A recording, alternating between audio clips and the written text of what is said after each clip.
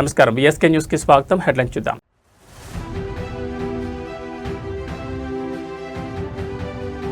జగిత్యాలకు బయలుదేరిన కేటీఆర్ కాసేపట్లో జీవన్ రెడ్డితో భేటీ.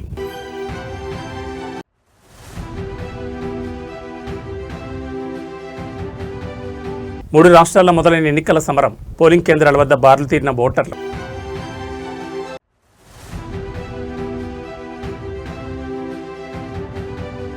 జనసేనలో మరో వివాదం.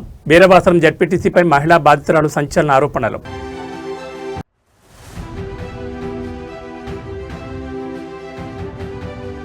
నేడు వనపర్తిలో హరీష్ సభ. గొల్లపల్లి పోరుబాటులో బీఆర్ఎస్ భారీ బహిరంగ సభ.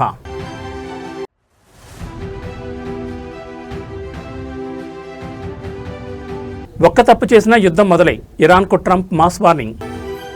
ఇక డీటెయిల్స్ చూస్తే తెలంగాణ రాజకీయాల్లో మరో కీలక పరిణామం చోటు చేసుకుంది. బీఆర్ఎస్ వర్కింగ్ ప్రెసిడెంట్ మాజీ మంత్రి కేటీఆర్ నేడు జగిత్యాల జిల్లాలో పర్యటిస్తున్నారు. కాంగ్రెస్ పార్టీకి రాజీనామా చేసిన సీనియర్ నాయకుడు మాజీ మంత్రి జీవన్ రెడ్డిని ఆయన నివాసంలో కలవడానికి కేటీఆర్ హైదరాబాద్ నుంచి జగిత్యాలకు బయలుదేరారు. కేటీఆర్ రాకను పురస్కరించుకుని జగిత్యాల నియోజకవర్గ బీఆర్ఎస్ శ్రేణులు భారీ ఏర్పాట్లు చేశాయి. జగిత్యాల శివార్లో పార్టీ నాయకులు కార్యకర్తలు ఆయనకు ఘనస్వాగతం పలుకనున్నారు. అక్కడి నుంచి వందలాది బైకులతో భారీ ర్యాలీగా కేటీఆర్ను జీవన్ రెడ్డి నివాసానికి తీసుకెళ్లేందుకు కార్యకర్తలు సిద్ధమయ్యారు. కేటీఆర్ రాకతో జగిత్యాల పట్టణం అంతా గులాబీ జెండాలు, ఫ్లెక్సీలతో నిండిపోయి గులాబీమయంగా మారింది. అయితే ఇటీవలే కాంగ్రెస్ పార్టీకి రాజీనామా చేసిన జీవన్ రెడ్డిని బీఆర్ఎస్లోకి ఆహ్వానించేందుకు కేటీఆర్ ఈ పర్యటన చేపట్టినట్లుగా తెలుస్తోంది. ఇప్పటికే కేటీఆర్ ఆయనతో ఫోన్లో చర్చలు జరపగా నేడు ప్రత్యక్షంగా భేటీ అయి పార్టీలోకి అధికారికంగా ఆహ్వానించనున్నారు. ఈ భేటీలో ఉమ్మడి కరీంనగర్ జిల్లాకు చెందిన పలువురు బీఆర్ఎస్ ముఖ్య నేతలు కూడా పాల్గొనున్నారు.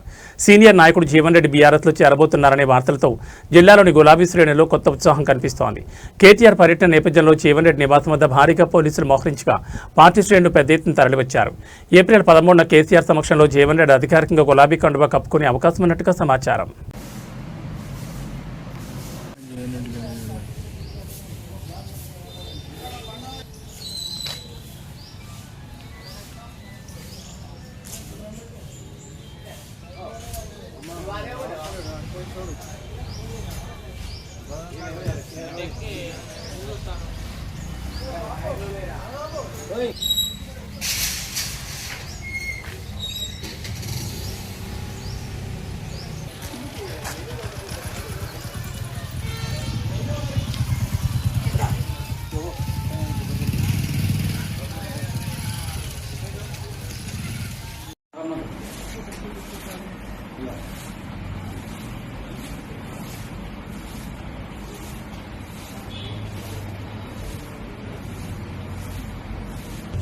అది మన కేసీఆర్ గారు వస్తున్నాం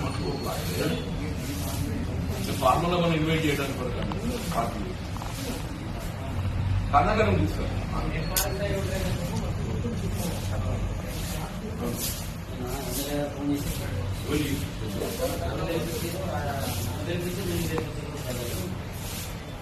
ఇంగోలు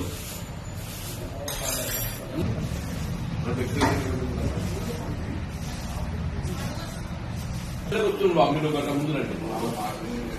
కేటీఆర్ 2 గంటలకు వస్తున్నాం. నువ్వు ఇన్ని ఉన్నావు కదా. అయ్యో ఎప్పుడు బయలుదేరుతున్నావు? సర్పంచ్ మరుగు చేస్తావా?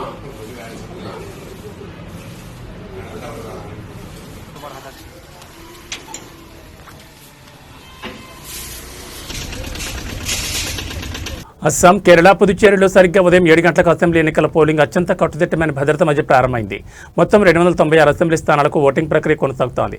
దాదాపు 5.3 కోట్ల మంది ఓటర్లు తమ ఓటు హక్కును వినియోగించుకోనున్నారు. మరోవైపు అస్సాం, కేరళ, పుదుచ్చేరి ప్రజలు, ముఖ్యంగా యువత, మహిళలు రికార్డు స్థాయిలో ఓటింగ్లో పాల్గొన్నారని ప్రధానమంత్రి నరేంద్ర మోడీ ఎక్స్ వేదికగా కోరారు. డ్రోన్ల నిఘా, వెబ్ కాస్టింగ్ భారీగా కేంద్ర బలగాలను మోహరించారు. పుదుచ్చేరిలో అక్రమ నగదు, మద్యం స్వాధీనం చేసుకున్నట్లు అధికారులు తెలిపారు. ఈ ఎన్నికల ఫలితాలు తమిళనాడు, పశ్చిమ బెంగాల్ ఫలితాలతో పాటు మే 4న విడుదలవుతాయి. అస్సాంలో బీజేపీ నేతృత్వంలోని ఎన్డీఏ వరుసగా 3వ విజయం సాధించాలని చూస్తుండగా గౌరవ్ గొగోయ్ నేతృత్వంలోని కాంగ్రెస్ కూటమి గట్టి పోటీనిస్తోంది. ఇక్కడ 126 సీట్లకు గాను 722 మంది అభ్యర్థులు బరిలో ఉన్నారు. ఇక కేరళలో ముఖ్యమంత్రి పినరయి విజయన్ నేతృత్వంలోని ఎల్డీఎఫ్ హ్యాట్రిక్ విజయంపై కన్నీగా ప్రతిపక్ష కాంగ్రెస్ కూటమి యూడీఎఫ్ ప్రభుత్వ వ్యతిరేకతపై ఆశలు పెట్టుకుంది. బీజేపీ కూడా ఇక్కడ తన ఉనికిని చాటుకోవాలని ప్రయత్నిస్తోంది. పుదుచ్చేరిలో ఎన్డీఏ, కాంగ్రెస్, డీఎంకే కూటమిల మధ్య ప్రధాన పోటీ ఉంది. అయితే నటుడు విజయ్ నేతృత్వంలోని తమిళ వెట్రికళగం పార్టీ పోటీలో ఉండడం వల్ల ఫలితాలు ఎలా ఉంటాయన్నది ఆసక్తికరంగా మారింది. అస్సాంలో నకిలీ పత్రాల చుట్టూ బీజేపీ కాంగ్రెస్ మధ్య మాటల యుద్ధం కొనసాగుతోంది. కేరళలోని పాలక్కాడ్లో బీజేపీ అభ్యర్థి శోభా సురేంద్రన్ డబ్బులు పంచుతున్నారంటూ కాంగ్రెస్ ఆరోపణలు చేయగా ఆమె వాటిని ఖండించారు. Not be a bystander, not be a spectator, be an active participant. By voting today, please exercise your franchise. It is your duty as well as it is your fundamental right. Does any chance for hung assembly in Kerala, sir? I think there is a very strong chance that both the CPM and the Congress will not get a mandate, and therefore there is a very, very strong likelihood that the BJP and the NDA will play a decisive role, that the people of Kerala will give them a decisive role in Kerala's politics going forward. അവരുടെ എല്ലാം ഓർമ്മയിലുള്ളതാണ്. എന്നാൽ എത്രമാത്രം പ്രതിബദ്ധതയോടെ അത്തരം പദ്ധതികൾ മുന്നോട്ട് കൊണ്ടുപോകാൻ LDF സർക്കാർ തയ്യാറായി എന്നത് അവരുടെ അനുഭവത്തിലുള്ളതുമാണ്. ഇത് താരതമ്യപ്പെടുത്തുമ്പോൾ ഈ കാലം, ഈ 10 വർഷം നാടിന്റെ വിവിധ മേഖലകളിലുണ്ടായ రైల్వే కోడూరు ఎమ్మెల్యే అరవ శ్రీధర్ వ్యవహారం మరవకముందే జనసేన పార్టీ ప్రతిష్టకు భంగం కలిగేలా మరో నేత తీరు హాట్ టాపిక్గా మారింది. పశ్చిమ గోదావరి జిల్లా వీరబాసరం జడ్పీటీసీ జనసేన నాయకుడు జయప్రకాష్ నాయుడు తనను తీవ్రంగా మోసం చేశారంటూ ఓ మహిళా బాధితురాలు మీడియా ముందుకొచ్చారు. ఆయన వల్ల తాను ఎదుర్కొన్న చేదు అనుభవాన్ని వివరిస్తూ సోషల్ మీడియాలో ఆమె విడుదల చేసిన వీడియో ఇప్పుడు రాష్ట్ర వ్యాప్తంగా కలకలం రేపుతోంది. బాధిత మహిళ తన ఆవేదనను వ్యక్తం చేస్తూ జయప్రకాష్ నాయుడు తనను ఆర్థికంగా శారీరకంగా వాడుకున్నారని ఆరోపించారు. నమ్మించి అన్ని రకాలుగా తనను ఉపయోగించుకుని తీరా ఇప్పుడు తనను నట్టేట ముంచారని ఆమె కన్నీరు పెట్టుకున్నారు. కేవలం తన అవసరాల కోసమే తనను వినియోగించుకున్నారని ఆమె తీవ్రంగా ఆక్షేపించారు. జడ్పీటీసీ జయప్రకాష్ నాయుడు తనను ఆర్థికంగా చిన్నాభిన్నం చేయడమే కాకుండా ప్రస్తుతం శారీరకంగా మానసికంగా తీవ్ర ఇబ్బందులు గురిచేస్తున్నాడని బాధితురాలు వాపోయింది. తనను వేధిస్తున్నారని, తనకు న్యాయం చేయాలని ఆమె కోరుతున్నారు. వీడియోలో ఆమె కన్నీరు మున్నీరుగా విలపిస్తున్న దృశ్యాలు స్థానికంగా చర్చనీయాంశమయ్యాయి. జనసేన పార్టీలో కీలకంగా ఉన్న ఓ ప్రజాప్రతినిధిపై ఇలాంటి తీవ్రమైన ఆరోపణలు రావడం పశ్చిమ గోదావరి జిల్లా రాజకీయాల్లో కాక పుట్టిస్తోంది. బాధితురాలు మీడియా ముందుకొచ్చిన తరుణంలో ఈ వ్యవహారంపై పార్టీ అధినాయకత్వం ఎలా స్పందిస్తుందనేది ఆసక్తికరంగా మారింది. ప్రస్తుతం బాధిత మహిళ వీడియో సోషల్ మీడియాలో తెగ వైరల్ అవుతోంది. నా పేరు మద్దాల విజయలక్ష్మి అండి. నేను దేవరం గుంటూరు శివాలయంలో ఉంటాను. నాకు పవన్ కళ్యాణ్ గారు పార్టీ మీద ఆయన చాలా అభిమానం ఉంది. ఆయన ప్రతి దాంట్లో నేను పాల్గొనేదాన్ని. ఇంకా జనసేన ఆఫీసు దేవాలయంలో ఉందని తెలిసి ప్రతి కార్యక్రమానికి నేను వెళ్ళేదానండి. వెళ్ళిన తర్వాత అక్కడ గోనా జయప్రకాష్ నాయుడు అనే ఆయనతో నాకు కొంచెం పరిచయం ఏర్పడిన తర్వాత ఇంకా అలా నన్ను లవ్ చేస్తాను, పెళ్లి చేసుకుంటాను, అంటే ఇష్టం అయ్యని చెప్పి నేను చేసుకోలేనండి, మీకు నాకు సెట్ అవ్వదని చెప్పి మా ఇంటికి వెళ్ళిపోయాను. వెళ్ళిపోతే ఇంకా నాకు ఫోన్లు చేయడం, ఆఫీస్కి రమ్మడం అవన్నీ జరిగితే వెళ్ళానండి. ఆఫీస్కి వెళ్ళిన తర్వాత ఇలా మీకు నాకు సెట్ అవ్వదు, నాకు పెళ్ళి అయిపోయిందండి, విడాకులు కూడా అయిపోయింది, నేను ఆల్రెడీ భర్త దగ్గర టార్చర్ చూసి వచ్చేసాను, ఇంకా నాకు ఏదో అవసరం లేదండి, నాకు పెళ్ళి అయిపోయింది, నన్ను కూడా నా భార్య వదిలేసింది, నేను ఒంటరిగా ఉన్నాను, నేను నిన్ను బాగా చూసుకుంటానని చెప్పి నన్ను తీసుకెళ్ళి ఇలా ఆఫీస్లో కలిసి ఉండడం అని చెప్పి పెళ్లి చేసుకుంటానని చెప్పి ఇలా 2 సంవత్సరాల నుంచి జర్నీ చేయడం నాకు జరిగిన తర్వాత ఇంకా నేను ఇల్లు కొనుక్కోవాలనుకుంటున్నాను. అలాగే మా అమ్మగారికి హార్ట్ ప్రాబ్లం ఉందంటే నేను తీసుకెళ్ళి కార్యకర్తలతో ఎవరికన్నా మాట్లాడి నేను చేపిస్తాను, మీ అమ్మగారి గురించి నువ్వు టెన్షన్ తీసుకోవాలంటే సరే అండి తీసుకోవాలని చెప్పేసిన తర్వాత ఇంకా ఇల్లు కొనుక్కుందాం అనుకుంటున్నాను, నీ దగ్గర డబ్బులు ఎంత ఉన్నాయని నన్ను అడిగాడండి. అడిగితే నేను నా దగ్గర 10 లక్షలు ఉన్నాయి, బంగారం కూడా ఉన్నదని చెప్పిన తర్వాత బంగారం అయ్యి 10 లక్షలు తీసుకొచ్చి నాకు ఇప్పి నాకు కొంచెం పర్సనల్లీ ఉంది, అది తీసుకున్న తర్వాత లోన్ వస్తుంది, నాకు లోన్ వచ్చిన తర్వాత నేనే ఇల్లు కొంటాను, నీకు పెళ్లి చేసుకుంటాం కదా అని చెప్తే నేను తీసుకెళ్ళి అన్ని హ్యాండ్ క్యాష్ బంగారం హ్యాండే ఇచ్చాను. ఇచ్చిన తర్వాత ఇంకా ఆయన తాగడం, నన్ను కొట్టడం, ఇంకా అలా కొంచెం ఇష్టం లేనట్టు బిహేవ్ చేయడం అది అని చెప్పి నాకు కొంచెం ఇలా పుట్టేసిన తర్వాత హాస్పిటల్కి తీసుకెళ్ళి అన్నీ నన్ను ట్రీట్మెంట్ చూపించడం అది అని చెప్పి మళ్ళీ ఏదో తాగాను కదా కొట్టాను సారీ అని చెప్పేసి మళ్ళీ నార్మల్ అయిపోయాడు. తర్వాత మళ్ళీ ఇంకా మధ్యలో గంజాయి స్వీట్ అని ఒకటి చేసి నాకు పెట్టేవాడు. నాకు పెట్టినాక అందరికీ ఇచ్చేవాడు, గంజాయి స్వీట్ చేసి అందరికీ ఇచ్చి తెమ్మని చెప్పేవాడు. కేంద్ర పథకం వికసిత్ భారత్ పేరుతో బీఆర్ఎస్ పార్టీకి చెందిన జనగాం ఎమ్మెల్యే పల్లా రాజేశ్వరరెడ్డి సైబర్ నేరగాళ్ల ఉచ్చులో పడ్డం రాష్ట్ర వ్యాప్తంగా చర్చనీయాంశమైంది. స్వయంగా ఒక ప్రజాప్రతినిధి, అది కూడా ప్రభుత్వ ఉన్నతాధికారి పేరుతో సైబర్ నేరగాళ్లు బురుడి కొట్టించారు. జనగాం ఎమ్మెల్యే పల్లా రాజేశ్వరరెడ్డికి ఒక గుర్తు తెలియని వ్యక్తి ఫోన్ చేసి తనను తాను Telangana finance department additional secretary అనంతరామరెడ్డిగా పరిచయం చేసుకున్నాడు. ప్రభుత్వ యంత్రాంగంలో కీలక పదవిలో ఉన్న వ్యక్తిగా నమ్మించడంతో ఎమ్మెల్యే సదరు వ్యక్తి మాటలు విశ్వసించారు. కేంద్ర ప్రభుత్వానికి చెందిన వికసిత్ భారత్ పథకం కింద ఒక్కొక్కరికి 10 లక్షల వరకు రుణాలు ఇస్తామని నిందితుడు నమ్మించాడు. నియోజకవర్గంలో 40 మంది అర్హులైన లబ్ధిదారుల జాబితాను పంపాలని, దరఖాస్తుకి ఈ రోజే చివరి రోజని ఎమ్మెల్యేపై ఒత్తిడి పెంచాడు. ఒక్కో దరఖాస్తు ప్రాసెసింగ్ ఫీజు కింద 2,500 చొప్పున మొత్తం 40 మందికి కలిపి 1,00,000 తక్షణమే ఫోన్పే చేయాలని కోరాడు. ప్రజలకు మేలు జరుగుతుందనే ఉద్దేశంతో ఎమ్మెల్యే గంట వ్యవధిలోనే ఆ ₹1,00,000 నిందితుడు చెప్పిన నెంబర్కు బదిలీ చేశారు. డబ్బులు పంపిన తర్వాత సదరు వ్యక్తి నుంచి ఎలాంటి స్పందన రాలేదు. దీంతో అనుమానం వచ్చి ఆరాతీగా అది నకిలీ కాల్ అని తెలియడంతో ఎమ్మెల్యే జూబ్లీహిల్స్ పోలీసులను ఆశ్రయించారు. ఫిర్యాదు మేరకు పోలీసులు సైబర్ నిందితులపై పలు సెక్షన్ల కింద కేసు నమోదు చేసుకుని దర్యాప్తు చేపట్టారు. ఉన్నతాధికారుల పేర్లతో ఫోన్ కాల్స్ వచ్చినప్పుడు వెంటనే నగదు బదిలీ చేయకుండా సంబంధిత శాఖల ద్వారా క్రాస్ చెక్ చేసుకోవాలని పోలీసులు సూచించారు. ఏ ప్రభుత్వ పథకానికి కూడా వ్యక్తిగత ఫోన్పే నెంబర్లకు డబ్బులు పంపాలని అధికారులు కోరరని అన్నారు. చెల్లింపులు ఎప్పుడు అధికారిక పోర్టల్స్ లేదా చలానం ద్వారానే జరుగుతాయని తెలిపారు. ఇలాంటి అనుమానాస్పద కాల్స్ వస్తే వెంటనే 1930 నెంబర్ కాల్ చేసి సైబర్ క్రైమ్ పోలీసులకు ఫిర్యాదు చేయాలని సూచించారు.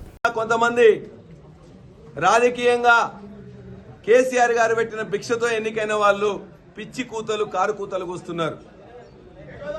స్టేషన్ గన్పూర్ నియోజకవర్గం, జనగాం నియోజకవర్గం జనగాం జిల్లాలో ఉన్నది. జనగామ జిల్లా మొదటి నుంచి కూడా ఉద్యమాలకు ఊతంగా ఉన్నది. ఉద్యమాల్లో పాల్గొన్న వాళ్ళని ఎక్కువగా గెలిపించింది. దురదృష్టవశాత్తు నమ్మబలికి కేసీఆర్ పక్కన, బీఆర్ఎస్ పక్కన చేరితే కడియం శ్రీహరిని ఆ నాయకులు ప్రజలు కలిపి గెలిపించింది.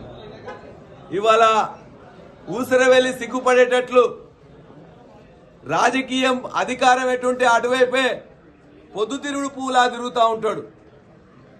ఆ పొద్దుతిరుగుడు పువ్వు ఆ ఊసరవెల్లి నిన్న కేసీఆర్ గారి మీద, కేసీఆర్ గారి కుటుంబం మీద, కేటీఆర్ గారి మీద, కవిత గారి మీద ఇష్టం వచ్చినట్లు అవాకులు చివాకులు వెళ్ళిండ్రు.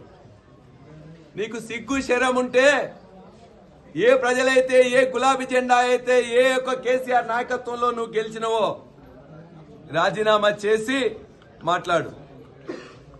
నీవు ఎమ్మెల్యేగా ఉండే కంటే ముందు ఎమ్మెల్సీగా 2 సార్లు అవకాశం ఇచ్చింది కేసీఆరే కదా.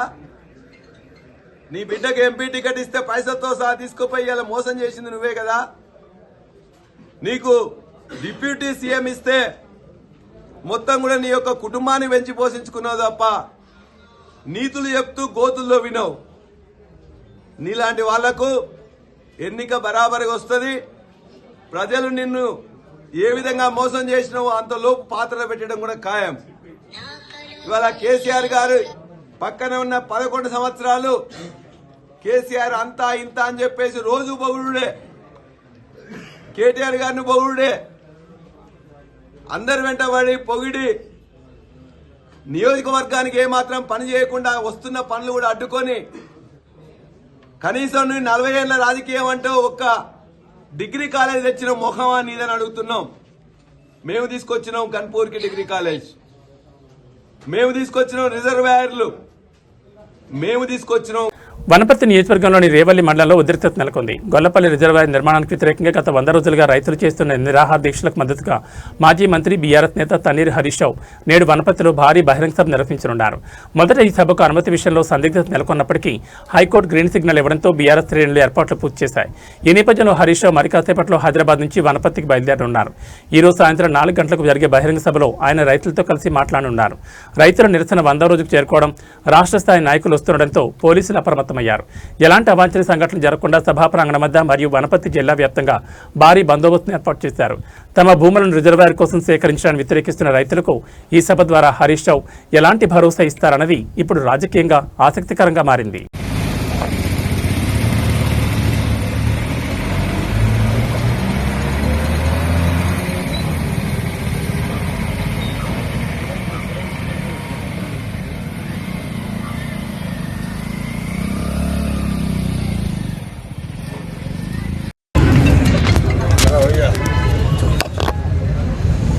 మిత్రులందరికీ నమస్కారం. ఈరోజు దొడ్డి కొమరయ్య గారి జయంతి సందర్భంగా మరి మా మహబూబ్ నగర్ కుర్మల ఆధ్వర్యంలో ఈ జయంతి ఉత్సవాల్లో పాల్గొనడం చాలా సంతోషంగా ఉంది. రాష్ట్ర వ్యాప్తంగా కుర్మ ప్రజలకు, రాష్ట్ర ప్రజలందరికీ కూడా దొడ్డి కొమరయ్య గారి జయంతి సందర్భంగా శుభాకాంక్షలు తెలియజేస్తూ ఉన్నాను. ముఖ్యంగా దొడ్డి కొమరయ్య గారి జయంతి వర్ధంతిని అధికారికంగా జరిపినటువంటి ఘనత కేసీఆర్ గారిది, బీఆర్ఎస్ ప్రభుత్వాన్ని. ఉమ్మడి రాష్ట్రంలో ఆనాటి పాలకులు ఎవరు కూడా పట్టించుకోలేదు. ఆనాడు మా తలసాని శ్రీనివాస్ యాదవ్ గారు, మా శ్రీనివాస్ గౌడ్ అన్న గారు ఆనాడు కేసీఆర్ గారితో మాట్లాడి దొడ్డి కొమరయ్య జయంతిని, వర్ధంతిని అధికారికంగా జరపాలని చెప్పి మరి నిర్ణయం తీసుకున్నటువంటి ప్రభుత్వం ఆనాటి బీఆర్ఎస్ ప్రభుత్వం. మరి అదేవిధంగా ఆనాడు దొడ్డి కొమరయ్య గారు భూమి కోసం, భుక్తి కోసం, మరి పేదల పక్షాన పోరాడి ప్రాణత్యాగం చేసినటువంటి వ్యక్తి. ఆయన పేదల కోసం పోరాడిండు, వీరోచితంగా పోరాడి చరిత్ర పుటల్లో నిలిచిపోయినాడు. ఉమ్మడి వరంగల్ జిల్లాలోని మరి జనగామ ప్రాంతంలో పెద్ద పోరాటానికి శ్రీకారం చుట్టినటువంటి వ్యక్తి దొడ్డి కొమరయ్య గారు. ఆయన ఎప్పుడు మరి పోరాటానికి, త్యాగానికి ప్రతీకగా మరి దొడ్డి కొమరయ్య గారు చరిత్ర పుటల్లో నిలిచిపోయినటువంటి వ్యక్తి. మరి ఈనాడు కాంగ్రెస్ పార్టీ అధికారంలోకి వచ్చిన తర్వాత బీసీలను, ముఖ్యంగా మా గొల్ల కురుమలను చిన్నచూపు చూస్తూ ఉంది. మాటలేమో చాలా చెప్పారు. మేము అధికారంలోకి వస్తే 100 రోజుల్లోనే 2వ విడత గొర్రెల పంపిణీ చేస్తాము, నగదు బదిలీ చేస్తాము, బ్యాంకులో 2 లక్షల రూపాయలు మీకే వేస్తాము అని చెప్పిండ్రు. మరి 100 రోజులు కాదు, 900 రోజులైనా కూడా ఒక్కలకు గొర్రె పిల్లలు ఇచ్చింది లేదు, బ్యాంకులో డబ్బులు వేసింది లేదు, ఇచ్చిన మాట నిలుపుకున్నది లేదు. ఇంకా బాధ కలిగేది ఏంటంటే 2.5 ఏళ్ళైంది కాంగ్రెస్ గవర్నమెంట్ వచ్చి. గొల్ల కుర్మల సహకార కార్పొరేషన్ ఒకటి ఏర్పాటు చేసినారు. బడ్జెట్లో 100 కోట్ల రూపాయలు పెట్టినారు. కానీ 2.5 ఏళ్లలో 100 పైసలు కూడా విడుదల చేయలేదు. పేరుకే 100 కోట్లు పెట్టినారు కానీ. రాష్ట్ర వ్యాప్తంగా సంచలనం సృష్టించిన మద్యం కుంభకోణం కేసులో నిందితుడిగా ఉన్న వైసీపీ ఎంపీ మిథున్ రెడ్డికి బోరట్ లభించింది. ఆయన బెయిల్ షరతులను విజయవాడ ఏసీబీ కోర్టు సడలిస్తూ కీలక ఆదేశాలు జారీ చేసింది. ప్రతి శుక్రవారం సిట్ కార్యాలయంలో హాజరై సంతకం చేయాలన్న నిబంధనను న్యాయస్థానం రద్దు చేసింది. మద్యం కుంభకోణం కేసులో A4గా ఉన్న మిథున్ రెడ్డికి గతంలో కోర్టు షరతులతో కూడిన బెయిల్ మంజూరు చేసింది. పాస్పోర్ట్ను సిట్ అధికారులకు అప్పగించాలని, ప్రతి వారం సిట్ కార్యాలయంలో సంతకం చేయాలని ఆదేశించింది. అయితే ఈ షరతులను సడలించాలని కోరుతూ మిథున్ రెడ్డి తరపు న్యాయవాదులు పిటిషన్ దాఖలు చేశారు. దీనిపై బుధవారం వాదనలు ముగియడంతో ఏసీబీ కోర్టు న్యాయాధికారి పి భాస్కరరావు తీర్పును వెలువరించారు. ప్రతి వారం సంతకం చేయాల్సిన అవసరం లేదని స్పష్టం చేసిన న్యాయమూర్తి పాస్పోర్ట్ను తిరిగి పొందేందుకు వెసులుబాటు కల్పించారు. 1 లక్ష డిపాజిట్ చేసి సిట్ అధికారుల వద్ద ఉన్న తన పాస్పోర్ట్ను తిరిగి తీసుకోవచ్చని తన తీర్పులో పేర్కొన్నారు. ఈ తాజా ఆదేశాలతో మిథున్ రెడ్డికి బెయిల్ నిబంధనల విషయంలో ఉపశమనం లభించినట్లయింది. మదనపల్లి పట్టణంలో ఒక అన్యం పుణ్యం తెలియని 7 ఏళ్ల చిన్న అమ్మాయి పైన రేప్ చేసి అతి దారుణంగా చంపేయబడింది. ఇది చాలా ఘోరమైన విషయం. పోలీసులు కానీ, అధికార పార్టీ నాయకులు కానీ గంజాయి మత్తులో మద్యం సేవించి చేశారని చెప్పి చెప్తారు. మరి ఈ గంజాయి విక్రయాలను అరికట్టకుండా మీరు ఏం చేశారు? ఈరోజు ఈ విచ్చలవిడి మద్యం అమ్ముతూ ఉంటే మీరు ఏం చేశారని చెప్పి కూడా నేను ఈరోజు ప్రభుత్వాన్ని నిలదీస్తూ ఉన్నాను. ఈరోజు రాష్ట్ర వ్యాప్తంగా, అన్నమయ్య జిల్లానే కాదు రాష్ట్ర వ్యాప్తంగా ఈరోజు డ్రగ్స్ అనేది పెద్ద సమస్య. ఈరోజు డ్రగ్స్ వలన ఎన్నో రకాల ఇన్సిడెంట్లు జరుగుతూ ఉన్నాయి. కఠినమైన చర్యలు తీసుకోవాలని చెప్పి కూడా మేము కోరుతూ ఉన్నాము. ఈరోజు ఇక్కడ కొంతమంది మీడియా మిత్రులు కూడా చెప్పడం జరిగింది, అధికార పార్టీ నాయకులు ఉన్నారని చెప్పి కొంతమందిని చూసి చూడనట్టు వదిలేస్తూ ఉన్నారు, గంజాయి విక్రయాలు విచ్చలవిడిగా జరుగుతూ ఉన్నాయని చెప్పి కఠినమైన చర్యలు తీసుకోవాలని చెప్పి కోరుతున్నాను. ఈ డ్రగ్స్ కానీ ఇలాంటి ఘోరాలు జరిగినప్పుడు ఇవి రాజకీయాలకు అతీతము, ఎవరున్నా కూడా వాటిపైన కఠిన చర్యలు తీసుకోవాలని చెప్పి మేము కోరుతూ ఉన్నాం. అదేవిధంగా ఒక ఘోరమైన ఇన్సిడెంట్ జరిగినప్పుడు పబ్లిక్ అందరూ కూడా పార్టీలకు అతీతంగా, ఇటు వైఎస్ఆర్ కాంగ్రెస్ పార్టీ కానీ, బీఎస్పీ కానీ, కమ్యూనిస్ట్ కానీ చాలామంది అధికార పార్టీ వాళ్ళు కూడా ప్రొటెస్ట్ చేయడం జరిగింది. ప్రొటెస్ట్ అనేది ఒక డెమోక్రటిక్ ప్రాసెస్లో భాగం. వాళ్ళ నిరసన తెలియజేసేది ప్రతి ఒక్కరి హక్కు. అది అన్యాయం జరిగినప్పుడు ఖచ్చితంగా ప్రజలు ప్రశ్నిస్తారు. దానిపైన కేసులు పెట్టడం దారుణం అని చెప్పి కూడా నేను పోలీస్ డిపార్ట్మెంట్కి తెలియజేస్తా ఉన్నాను. ఈ కేసులన్నీ కూడా ఈ రాజకీయాలకు సంబంధం లేదు, ఇవన్నీ కూడా ఉపసంహరించాలని చెప్పి కూడా నేను కోరుతా ఉన్నాను.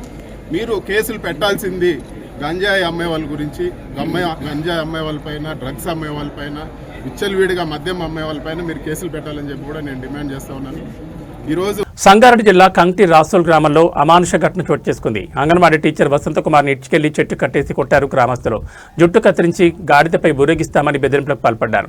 వద్దని ప్రాధేయపడ్డా కూడా కనికరించకుండా గ్రామస్తులు దారుణంగా వ్యవహరించారు. గంటకు పైగా అంగన్వాడీ టీచర్ను చిత్రహింసలకు గురిచేసినట్టు తెలిపారు. దీనికి గల కారణం అంగన్వాడీ టీచర్ భర్త ఇన్సూరెన్స్ డబ్బులను గ్రామస్తుల నుంచి వసూలు చేసి తిరిగి ఇవ్వలేదని ఆరోపిస్తున్నారు. భర్తపై ఉన్న కోపంతో సంబంధం లేని మహిళపై విచక్షణారహితంగా దాడికి పాల్పడ్డారు గ్రామస్తులు. ఈ ఘటనపై బాధితురాలు పోలీసులు ఫిర్యాదు చేయడంతో 5గురిపై కేసు నమోదు చేసినట్లు పోలీసులు తెలిపారు.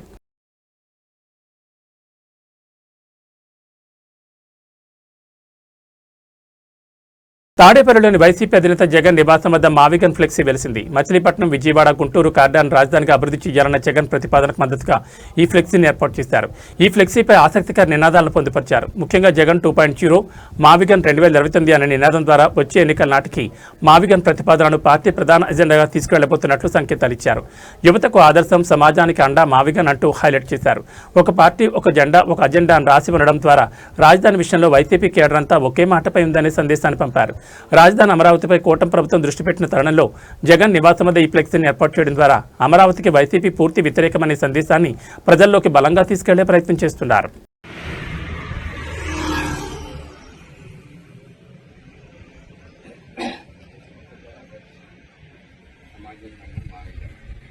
నంద్యాల జిల్లా మహానంది మండలం పరిధిలోని నల్లమల అటవీ ప్రాంతంలో భారీ కార్చిచ్చు చెలరేగింది. బుధవారం రాత్రి దయ్యాల తిప్ప, మోకాళ్ల తిప్ప, మోటు వంటి అటవీ ప్రాంతాల్లోకి మంటలు చెలరేగాయి. మంటలు అదుపులోకి రాకుండా విస్తరిస్తూనే ఉన్నాయి. సమాచారం అందుకున్న అటవీశాఖ అధికారులు, సిబ్బంది హోటాహుటిన ఘటనా స్థలాన్ని చేరుకుని మంటలను అదుపులోకి తెచ్చేందుకు తీవ్రంగా శ్రమిస్తున్నారు. అయితే ప్రమాదం జరిగిన ప్రాంతం ఎత్తైన కొండలపై ఉండడం, కాలినట్టున వెళ్లేందుకు మార్గం కష్టతరంగా మారడంతో సహాయక చర్యలకు ఆటంకం కలుగుతోంది. వేసవి కాలం కావడంతో అడవిలో చెట్లు, ఆకులు పూర్తిగా ఎండిపోయి ఉండడం వల్ల మంటలు వేగంగా వ్యాప్తి చెందుతున్నాయి. కొందరు ఆగంతకులు ఉద్దేశపూర్వకంగా నిప్పు పెట్టి ఉంటారని స్థానికంగా అనుమానాలు వ్యక్తమవుతున్నాయి. ఈ కారుచిచ్చు కారణంగా నల్లమల అడవిలోని పులులు, చిరుతలు, జింకలు, అడవి పందులు వంటి వన్యప్రాణులు ప్రాణాలకు ముప్పు ఏర్పడింది. వీటితో పాటు ఎంతో విలువైన అరుదైన వనమూలికలు, అటవీ సంపద అగ్నికి ఆహుతవుతున్నాయి. భూమార్గంలో మంటలను ఆర్పడం కష్టసాధ్యమని, హెలికాప్టర్ ద్వారా నీటిని చల్లితేనే పరిస్థితి అదుపులోకి వస్తుందని స్థానికులు అభిప్రాయపడుతున్నారు. ఇదే ప్రాంతంలో గత నెలలో కూడా కారుచిచ్చు చెలరేగా అప్పుడు అధికారులు దాన్ని అదుపులోకి తెచ్చారు. ఇప్పుడు మరోసారి భారీగా మంటలు చెలరేగడం ఆందోళన కలిగిస్తోంది.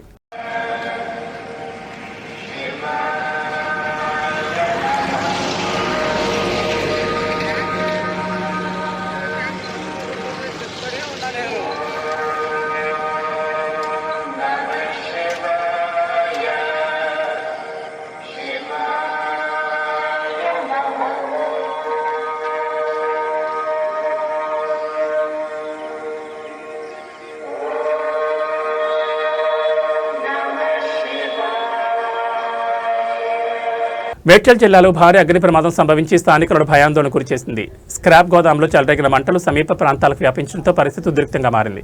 దుండిగల్ పరిధిలోని బహదూర్పల్లి గ్రీన్ హిల్స్ ఖాళీలో ఉన్న డెకరేషన్ స్క్రాప్ గోదాంలో అకస్మాత్తుగా మంటలు చెలరేగాయి. మంటలు వేగంగా వ్యాపించడంతో పక్కనే ఉన్న అపార్ట్మెంట్లో పార్క్ చేసిన వాహనాలకు కూడా మంటలు అంటుకున్నాయి. ఈ అగ్ని ప్రమాదంతో కాలనీ మొత్తం దట్టమైన పొగతో కమ్ముకుపోయింది. ఎగసిపడుతున్న మంటలు, పొగ కారణంగా స్థానికులు భయాందోళనకు గురయ్యారు. సమాచారం అందుకున్న అగ్నిమాపక సిబ్బంది ఘటనా స్థలాన్ని చేరుకుని మంటలను అదుపు తెచ్చేందుకు ప్రయత్నిస్తున్నారు. మరోవైపు జీడిమెట్ల పారిశ్రామిక వాడలో కూడా భారీ అగ్ని ప్రమాదం చోటు చేసుకోగా ఫైర్ సిబ్బంది సమయానికి స్పందించి మంటలను అదుపులోకి తీసుకొచ్చారు. ఈ 2 ఘటనలపై అధికారులు దర్యాప్తు చేపట్టి కారణాలను గుర్తించే ప్రయత్నం చేస్తున్నారు.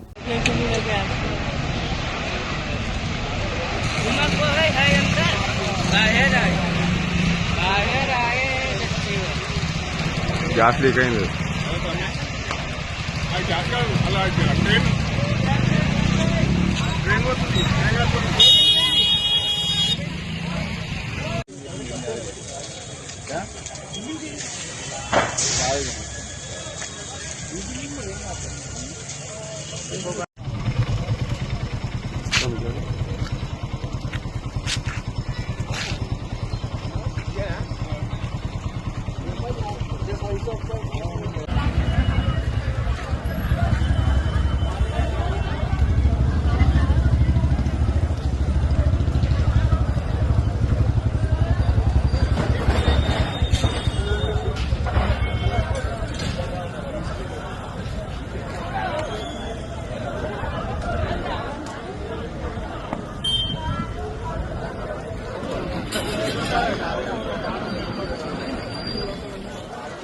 అమెరికా అధ్యక్షుడు డొనాల్డ్ ట్రంప్ ఇరాన్పై మరోసారి నిప్పులు చెరిగారు. 2 వారాల తాత్కాలిక యుద్ధ విరామం ప్రకటించిన కొద్ది గంటల్లోనే ఇరాన్ నిబంధనలను అతిక్రమిస్తే భయంకరమైన పరిణామాలుంటాయని హెచ్చరించారు.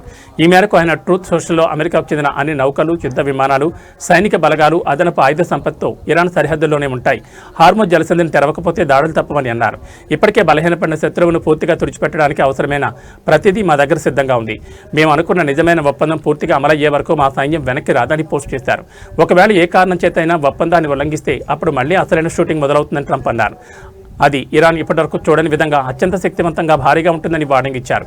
ఇరాన్ దగ్గర అణు ఆయుధాలు ఉండకూడదని, అలాగే హోర్మోజ్ జలసంధిని ఖచ్చితంగా అందరి కోసం తెరిచి ఉంచాలని ట్రంప్ అన్నారు. ప్రస్తుతానికి మా గొప్ప సైన్యం ఆయుధాలు నింపుకుంటూ విశ్రాంతి తీసుకుంటుందని తెలిపారు. నిజానికి తమ సైన్యం నెక్స్ట్ విజయం కోసం ఎంతో ఆసక్తిగా ఎదురుచూస్తోందని డొనాల్డ్ ట్రంప్ సెటైర్లు వేశారు.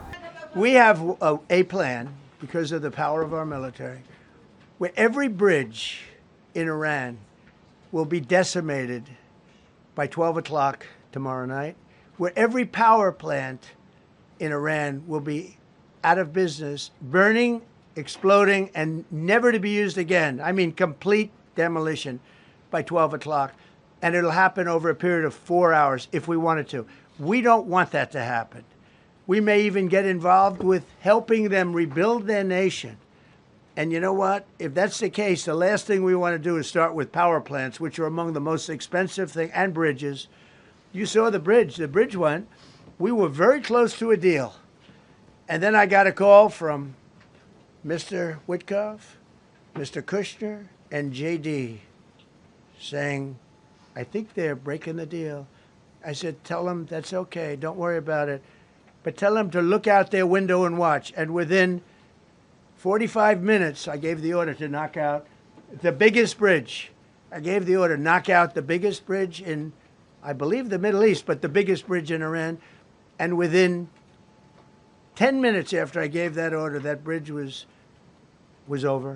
So do I want to do that? Iran America మధ్య 2 వారాల పాటు కాల్పుల విరమణ ఒప్పందం జరిగినప్పటికీ ప్రస్తుతం పశ్చిమాసియాలో పరిస్థితులు ఉద్రిక్తంగానే ఉన్నాయి. తాజా ఒప్పందం లెబనాన్కు వర్తించకపోవడంతో ఇజ్రాయెల్ జరిపిన భీకర దాడుల్లో 254 మంది చనిపోయారు. దీంతో ఈ వ్యవహారాన్ని ఇరాన్ జీర్ణించుకోలేకపోతోంది. హోర్మోజ్ జలసంధిపై మళ్లీ కఠినాంక్షలు విధించింది. అయితే ఈ వ్యవహారంపై అమెరికా ఉపాధ్యక్షుడు జేడీ వాన్స్ స్పందించారు. కాల్పుల విరమణ ఒప్పందం లెబనాన్ కోసం కాదని, ఈ విషయంలో ఇరాన్ పొరబడుతోందని తెలిపారు. కాల్పుల విరమణ ఒప్పందం లెబనాన్కు వర్తిస్తుందనే దానికి అమెరికా అంగీకరించలేదని జేడీ వాన్స్ తేల్చి చెప్పారు. అయితే ఈ ఒప్పందంలో లెబనాన్ కూడా ఉందని టెహరాన్ ప్రతినిధులు భావించారని, అయితే వాస్తవానికి అమెరికా దానికి అంగీకరించలేదన్నారు. ఇది ఒక సహేతుకమైన అపార్థం వల్ల జరిగిందని అనుకుంటున్నారని బుడాపెస్ట్లో విలేకరులతో జేడీ వాన్స్ అన్నారు. అయితే మధ్యవర్తిగా ఉన్న పాకిస్తాన్ వ్యాఖ్యలు అందుకు భిన్నంగా ఉన్నాయి. కాల్పుల విరమణ ఒప్పందంలో లెబనాన్ కూడా ఉందని ప్రధానమంత్రి షహబాజ్ షరీఫ్ వ్యాఖ్యానించారు. జేడీ వాన్స్ షరీఫ్ వ్యాఖ్యలు పొంతం లేకుండా ఉన్నాయి. ఇదిలా ఉంటే ఇరాన్తో శాంతి చర్చల ఒప్పందానికి జేడీ వాన్స్ నాయకత్వం వహించనున్నారు. తొలి విడత చర్చలు ఏప్రిల్ 11న ఇస్లామాబాద్లో జరగనున్నాయి. ఇందుకోసం జేడీ వాన్స్ బృందాన్ని ట్రంప్ పాకిస్తాన్ పంపిస్తున్నారు.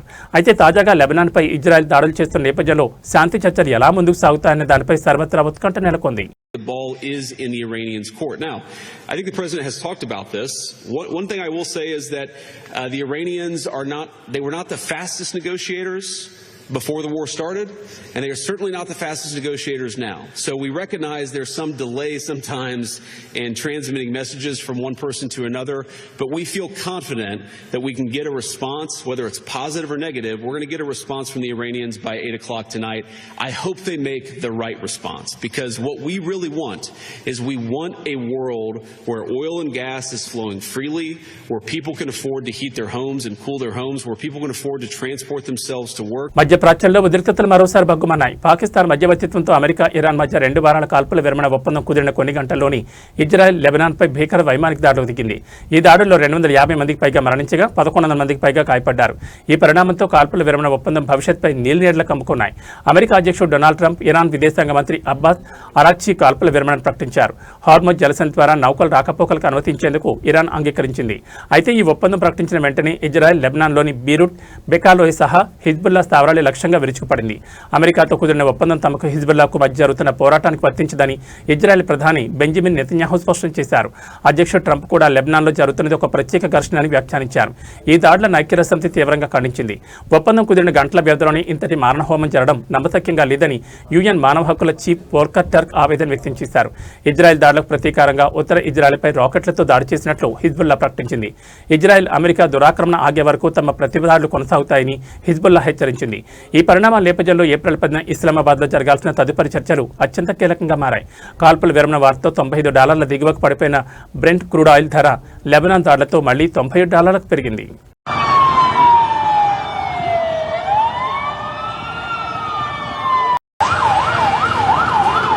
طلعت رفاعي هون طلعت رفاعي دربور هون على دوار الزيتونه على دوار الزيتونه العالم بالاراضي بعيد عني يا زلمه بعيد عني ما في 100 متر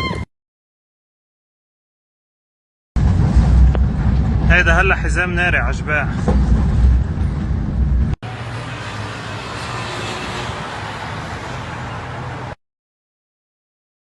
ضربوا الهانس فوق الهانس ضربوا الهانس يا شباب ضربه. నిన్న భారీగా పెరిగిన బంగారం వెండి ధరలు నేడు ఆల్మోస్ట్ అంతే రీతిలో తగ్గాయి. ఇవాళ 24 క్యారెట్ల బంగారం 10 గ్రాముల ధర $2,340 తగ్గి $151,480కి పడిపోయింది. 22 క్యారెట్ల బంగారం 10 గ్రాముల ధర $2,150 తగ్గి $138,850 వద్ద కొనసాగుతోంది. మరోవైపు కిలో వెండి ధర 5,000 తగ్గి $2,60,000 వద్ద స్థిరపడింది. లైవ్ ట్రేడింగ్ బట్టి ధరలో మార్పులు ఉండొచ్చు. పెళ్లిళ్లు, శుభకార్యాలకు ముహూర్తాలు ఇబ్బడిముడిగా ఉన్న సమయంలో బంగారం వెండి ధరలు ఇలా పెరుగుతూ తగ్గుతూ ఊగిసలాడుతుండటంతో ఎప్పుడు కొనాలో ఎప్పుడు ఆగాలో తెలియక కొనుగోలుదారులు అయోమయానికి గురవుతున్నారు. దీనికి కారణం ఏంటి? నిన్న 24 క్యారెట్ల బంగారం, 22 క్యారెట్ల బంగారం ధరలు ఏకంగా $3,500 పైగా పెరిగింది. ధరలు పెరగడంతో ఇన్వెస్టర్లు ప్రాఫిట్స్ తీసుకున్నారు. దీంతో నేడు బంగారం ధర తగ్గిందని నిపుణులు చెప్తున్నారు. బంగారంపై పెట్టుబడి పెరిగితే ధరలు పెరుగుతుందని, లాభాలు తీసుకుంటే ధర తగ్గుతుందని చెప్తున్నారు. అంతేకాదు డాలర్ బలపడినా బలహీనపడినా బంగారం వెండి ధరలో ఒక్కసారిగా మార్పులు చోటు చేసుకుంటాయి. మరోవైపు ట్రంప్ ఇరాన్పై యుద్ధం విషయంలో రోజుకో నిర్ణయం తీసుకుంటున్నారు. సీజ్ ఫైర్ను మరో 2 వారాలకు పెంచిన ట్రంప్ ఈరోజు మళ్లీ మాస్ వార్నింగ్ ఇచ్చారు. ఇరాన్ ఒక తప్పు చేసినా మళ్లీ యుద్ధం మొదలవుతుందని హెచ్చరించారు. ట్రంప్ చేసే వ్యాఖ్యలతో ఇన్వెస్టర్లలో గందరగోళం నెలకొంది. నష్టాలు ఎక్కడ ముంచేస్తాయోనన్న ఆందోళన వారిని ప్రాఫిట్స్ వైపు మళ్లిస్తోంది. ప్రస్తుతానికైతే పశ్చిమాసియా యుద్ధంపైనే బంగారం వెండి ధరలు ఆధారపడి ఉన్నాయి.